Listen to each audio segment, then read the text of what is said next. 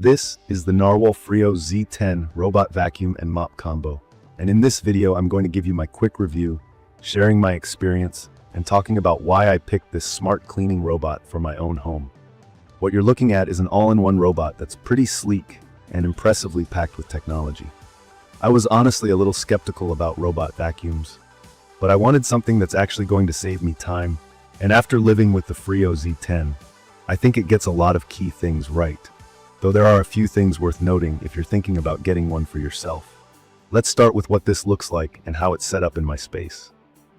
The Freo Z10 has a compact, modern design.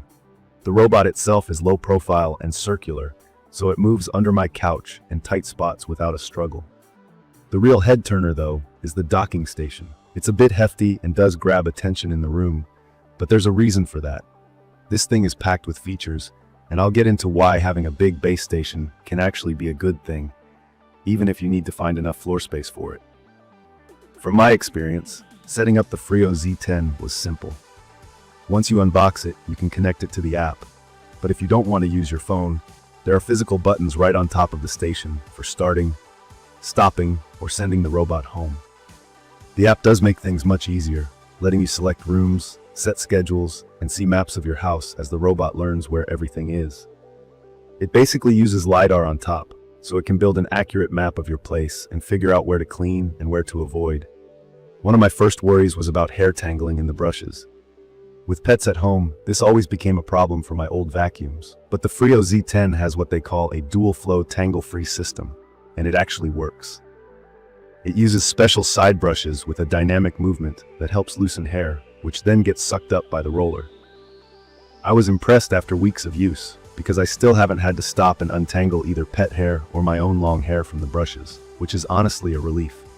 Speaking of suction, the Freo Z10 pulls in debris and dust at 15,000 psi, which is plenty for my needs.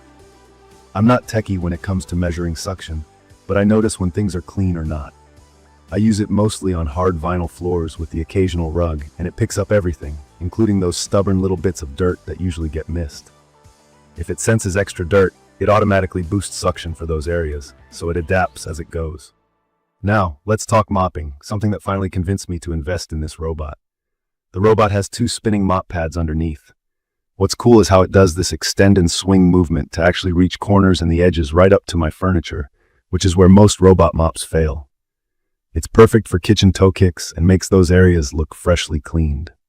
The mop uses downward pressure, so it can even handle dried coffee stains or muddy footprints that get tracked in. The station washes and dries the mop pads with hot water and hot air, which I find super helpful. It automatically detects if an area is still dirty by checking the water it's collecting, and if it hasn't cleaned enough, it'll go back and run over the area again. One thing I noticed, and this might matter if you have a big space like I do, is the mopping feature. It can use a lot of water when you select the AI mode, which means it sometimes needs refilling before the whole job is done. The tanks for clean and dirty water sit under the top lid of the docking station, and you'll probably need to refill or empty them after a session or two if you have lots of rooms. This was slightly annoying during the first week, but once you get a routine, it's manageable. My tip, if you're mapping the house, consider merging smaller rooms into larger areas, so the robot doesn't keep running back for a water change after cleaning a tiny section. As for vacuuming, I like that the dust canister in the robot is easy to pop out. Maintenance is pretty low, mostly emptying the dust bag in the base station once every few weeks and giving the mop tray a rinse under the sink. NARWAL says it stores dust for up to 120 days, but realistically, with pets, I need to check on it at least once a month. The HEPA filter is replaceable, and you can also rinse it if needed. The brushes, mop pads, and roller are all easy to swap out if they wear down, and you can take the mop pads off and toss them in the washing machine, which makes things less fussy. Let's talk navigation. The robot uses what they call millimeter-precise obstacle avoidance.